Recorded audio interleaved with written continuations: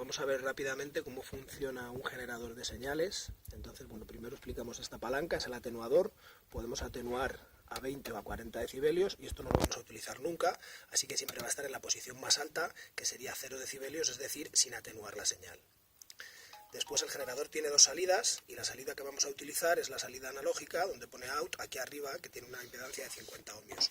Para utilizar esta salida BNC vamos a conectar este adaptador que nos pasa de BNC a salidas en banana, el positivo y el negativo. Es importante asegurarse de que el rojo va conectado a la parte interior del coaxial y el negro va conectado a la parte exterior del coaxial. Una vez que tenemos esto, para salir al circuito podemos enchufar las bananas y enchufarnos directamente al tablero. Bueno, de momento lo voy a dejar quitado. Después podemos sacar diferentes señales a través del botón función y cuando lo vamos tocando aquí va cambiando el tipo de señal que vamos a sacar.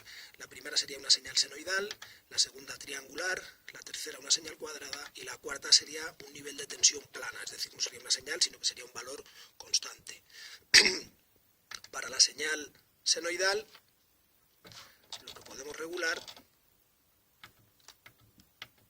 a ver un momento, esto aquí, lo pongo a 0 y empiezo aquí. Para la señal senoidal lo primero que vamos a regular es la frecuencia de la señal, podemos meter hasta 200 kHz y ahora mismo la tenemos metida, por ejemplo, en 450 kHz. Vamos afinando hasta llegar al valor final aquí.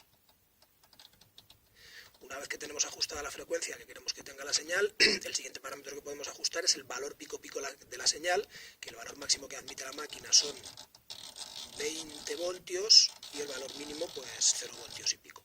Lo vamos a dejar, por ejemplo, en 2 voltios, en 3 voltios.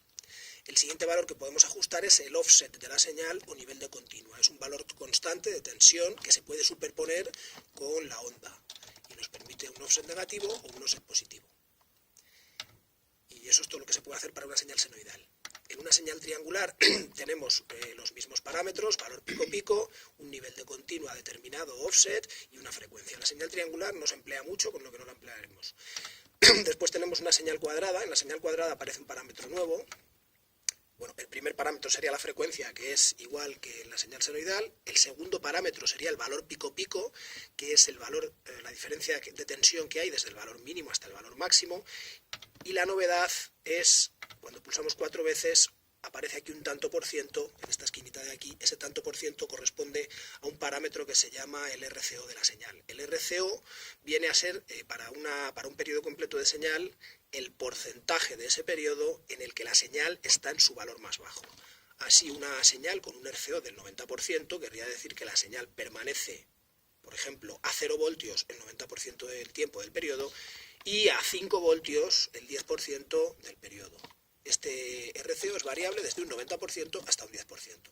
Por defecto lo normal es que sea un 50%, es decir, 50% del tiempo a tensión máxima y 50% del tiempo a tensión mínima.